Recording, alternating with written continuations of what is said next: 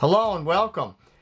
In this video I'm going to be playing a great standard composition called The Autumn Leaves, and I'm going to be interpreting it in three different styles: the jazz version, the Latin version, and the ballad version.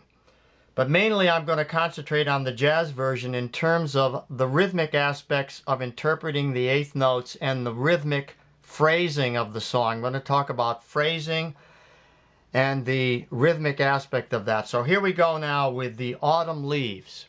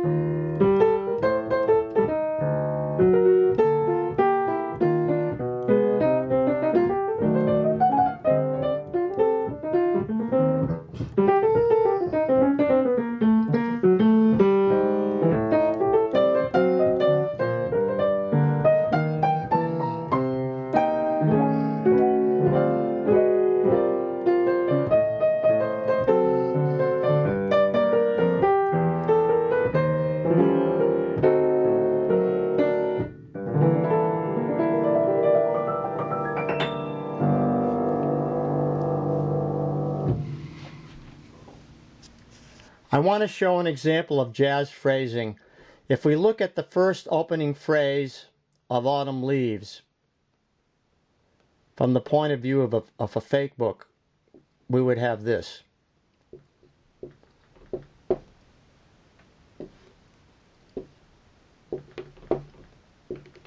Everything is falling on the downbeat. So it's like 1, 2, 3, 4, 1. Jazz phrasing would put some of these notes on the upbeat. So we'd have a combination of upbeats and downbeats. So the first note would be anticipated like this. We would have an eighth note rest here instead of a quarter note rest. And then the and of 1 would be the first note of the phrase. So that note would have a value of a beat and a half. So an eighth note and a whole note would come in on the 1 and, right? Then the third beat would fall right on the downbeat, 3. This note would fall on the downbeat of 4, but then this next note, falling on 1 of the next measure, would fall on the and of 4 and tie it over to the first beat. So we would have, instead of just down, down, down, down beats, we would have upbeat, downbeat, downbeat, upbeat. So the difference in the sound, you have to hear what it sounds like. The first example sounds like this. 1, 2, 3, 4, 1, 2, 3, 4, 1, 2, 3, 4, 1. This example sounds like this. 1 and 2, 3, 4, and 2, 3, 4, 1 and 2, 3, 4. And there's many varieties you can use of upbeats and downbeats, but this is one example. It's very important to understand this as a starting point.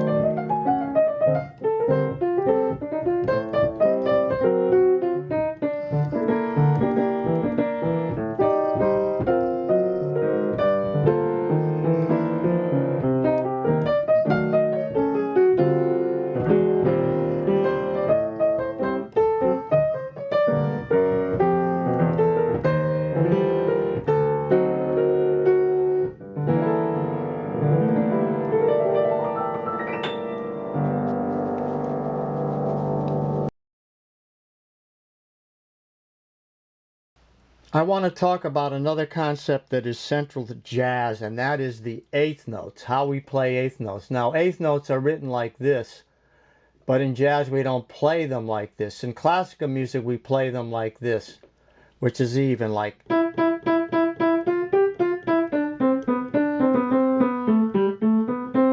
Okay, so even. So, and also in Latin music, like.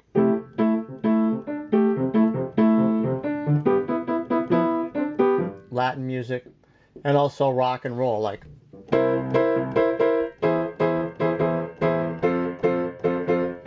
Okay, so rock music. Now, in Dixieland, we play the eighth notes like this: dotted eighth, 16th. So the first eighth note gets what? 3 times the value, right? Of this one, 3 to 1, 3 to 1. Now, example of that would be like.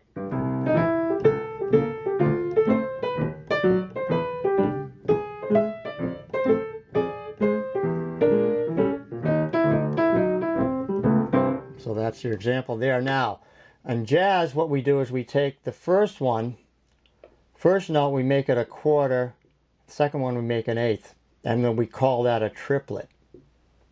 Another way of looking at that would be like 2/8 tied, and the third eighth like that. So like these are tied. So now this first eighth gets twice the value of that one. So it's a little closer to this than that one is. So it's a little closer and it sounds more like this.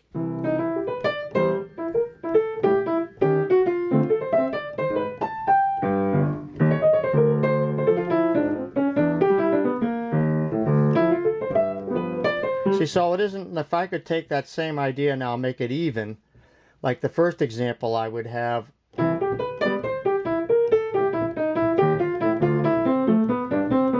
If I took the second example to be more,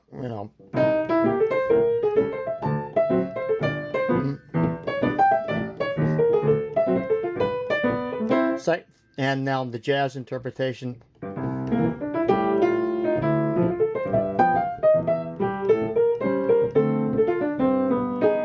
So the jazz one is more legato, I would say. Legato meaning you're holding the notes longer, you're holding them down longer and making it smoother sounding. The first one is choppier and the other one is more like that, whatever that is. That's what it is.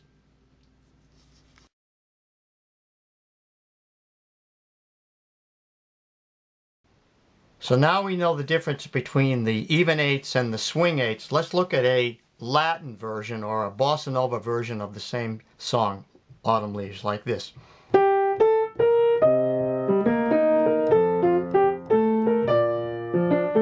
Now, you have to hear the underlying rhythm to understand that, so it's like this.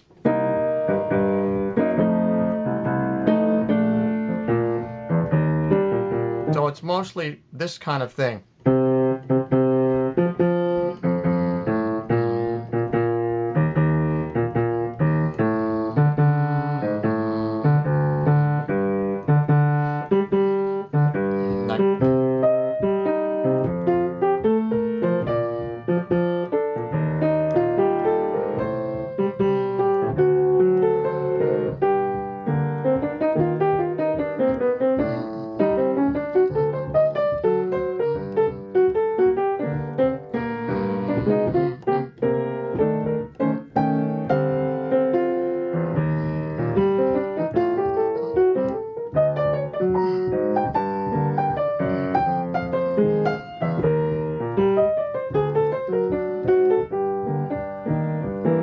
If you're playing in a rhythm section with a drummer and a bass player, then the rhythm aspect of it will be have more clarity.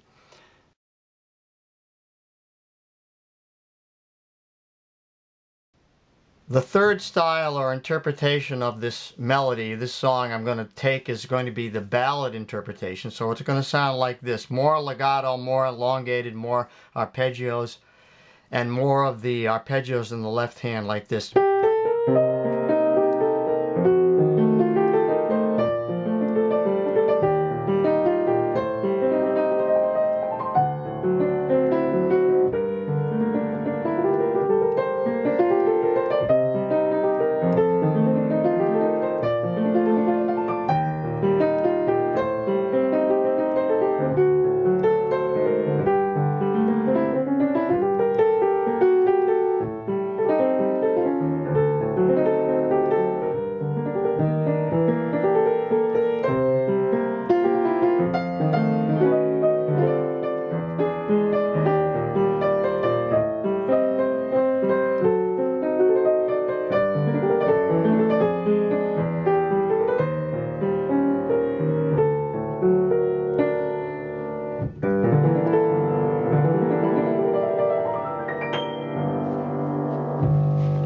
Wrapping up, I wanted to show you 3 interpretations of a standard tune: the jazz interpretation, the Latin interpretation, and the ballad version, and how they relate to the 8th note interpretation and how they're played, with the swing 8s in jazz and with the even 8s in Latin. That's the main thing I wanted to accomplish with this, because those are important distinctions within the how you play jazz swing music and improvisation, and how you play Latin music and ballads. So I hope you enjoyed this, and please let me know if you liked it. Give me a thumbs up or a comment or whatever, and I hope to see you on the next time around. Thanks so much for listening and watching. Bye-bye.